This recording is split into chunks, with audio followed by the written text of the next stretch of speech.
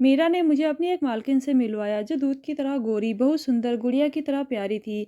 मीरा बोली, मालकिन ये वही ओम है जिसके बारे में मैंने आपसे बात की थी। मालकिन ने मुझे ऊपर से नीचे तक देखा और बोली, मीरा कह रही थी तुम्हारे जैसा कोई दूसरा नहीं है, मुझे दिखाओ तुम में ऐसा क्या है जो दुनिया से अलग है। तब मैंने मालकिन से अच्छे से कहा, मेरा नाम ओम है, मैं हरियाणा पंजाब में रहता हूँ। मैं शुरू से ही पढ़ाई में कमज़ोर रहा हूँ, इसलिए मैं 9वीं भी पास नहीं कर पाया। मुझे गाय भैंसों का काम करना पड़ता था। मुझे गाय भैंसों का काम भी अच्छा नहीं लगता था, इसलिए मैंने अपने घर वालों से कहा कि मैं शहर जाकर नौकरी कर लूँगा।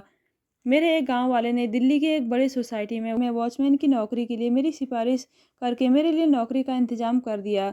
जब मैं वहाँ पहुँचा तो मैंने देखा कि वो 20 मंजिला बिल्डिंग थी, पूरी बिल्डिंग में फ्लैट बने हुए थे। जब मैं वहाँ पहुँचा तो वहाँ एक मैनेजर ने मुझे सारा काम समझाया और एक दूसरे आदमी से मिलवाया जो वहाँ चौकीदार भी था, उसका नाम शंभू काका था। उसकी उम्र करीब 55 साल होगी, वो वहाँ अकेले रहते थे, तो उन्होंने मुझे अपने क्वार्टर में जगह दे दी। रात को हम साथ ही रहते थे, हम दोनों की ड्यूटी भी साथ ही होती थी। सुबह हम लोग आकर अपने कमरे में सो जाते थे। कुछ ही दिनों में शंभू काका और मैं अच्छे दोस्त बन गए। मैं उन्हें ताऊ कहता था। एक दिन दोपहर में हम लोग अपने कमरे में बैठे थे, तभी वहाँ मीरा नाम की एक औरत आई।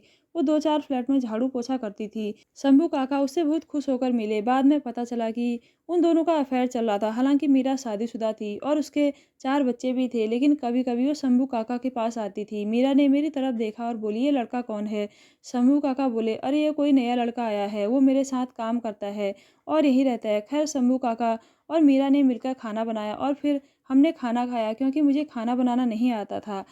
खाने के बाद शंभू काका ने मुझसे कहा, अरे सुनो, तुम जवान हो, जाओ थोड़ी देर घूम आओ। मैं उनका इशारा समझ गया और बाहर आ गया। शंभू काका ने दरवाज़ा बंद कर दिया और मैं अपनी ड्यूटी वाले रूम में आकर बैठ गया। करीब 1 घंटे बाद मेरे मोबाइल पर शंभू काका का फ़ोन आया और मैं वापस अपने क्वार्टर में आ गया। मीरा अभी भी वहीं थी, वो चादर ओढ़े बिस्तर पर लेटी हुई थी। मैंने देखा कि मीरा मेरी तरफ बड़े ध्यान से देख रही थी। फिर उसने पूछा, शंभू काका, क्या यह लड़का हमेशा तुम्हारे साथ ही रहेगा? शंभू काका ने कहा, हाँ ये अब यहीं रहेगा। तब मीरा बोली, फिर हम पहले की तरह फ्री कैसे रहेंगे?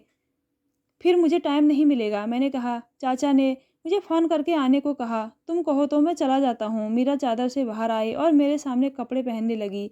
मैं उसे ऐसे देखकर दंग रह गया। शंभू चाचा ने मेरी तरफ देखा और मुझे आँख मींची, वो मुस्कुराए और फिर मीरा चली गई। बाद में शंभू काका ने मुझसे कहा, लगता है मीरा तुम्हारी तरफ आकर्षित है। मैंने कहा, वो तुम्हारी प्रेमिका है। शंभू काका ने कहा, वो मेरी कोई प्रेमिका नहीं है, उसका पति शराबी है, उससे कुछ नहीं होता है तो वो मेरे पास आ जाती है। मैंने कहा, लेकिन वो मुझसे काफ़ी बड़ी है, मैं अभी 25 साल का हूँ और वो 45 के आसपास होगी। शंभू काका ने कहा, ज़िंदगी का मज़ा लेना है तो देख लो, जवान और ताकतवर हो। इस शहर में कौन किसको जानता है? इस सोसाइटी में तकरीबन 30 औरतें हैं, एक से बढ़कर एक।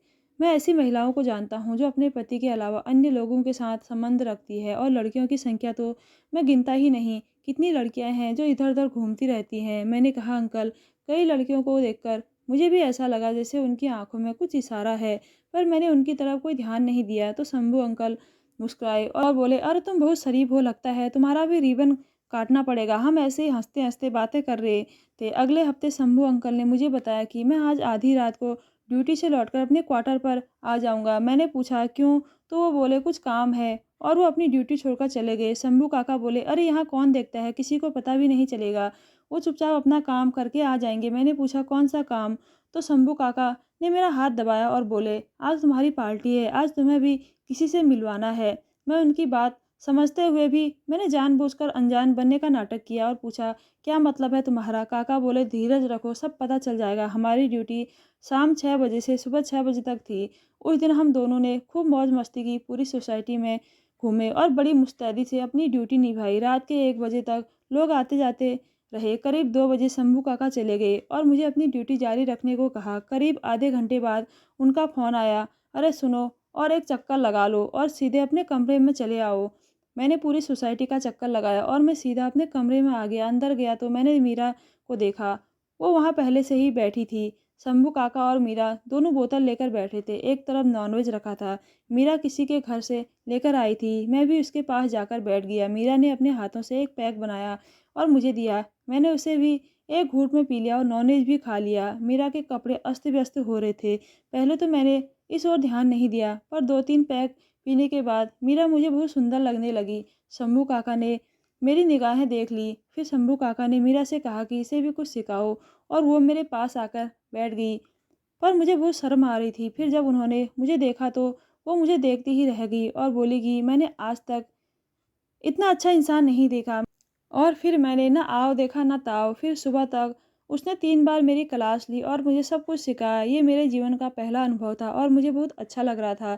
फिर मीरा चली गई और मैं दिन पर दिन और भी चालाक होता जा रहा था। अब मुझे पता था कि मेरा अच्छा स्वभाव ही मेरी सबसे बड़ी ताकत है, पर किसी से भी बात नहीं बनती थी। एक दिन मैंने ये बात मीरा को बताई तो उसने कहा, चिंता मत करो, मैं सँभाल लूँगी। कुछ दिन बाद मीरा मुझे एक फ्लैट पर ले गई और अपनी एक मालकिन से मेरा परिचय करवाया। वो दूध की तरह गोरी और बहुत खूबसूरत गुड़िया की तरह प्यारी थी। मीरा बोली, मेम साहब, ये वही ओम है जिससे मैंने आपसे बात करवाई थी। मैडम ने मुझे ऊपर से नीचे तक देखा, मुझे सोफे पर बैठाया और मीरा से बोली, इसके लिए चाय बना दो।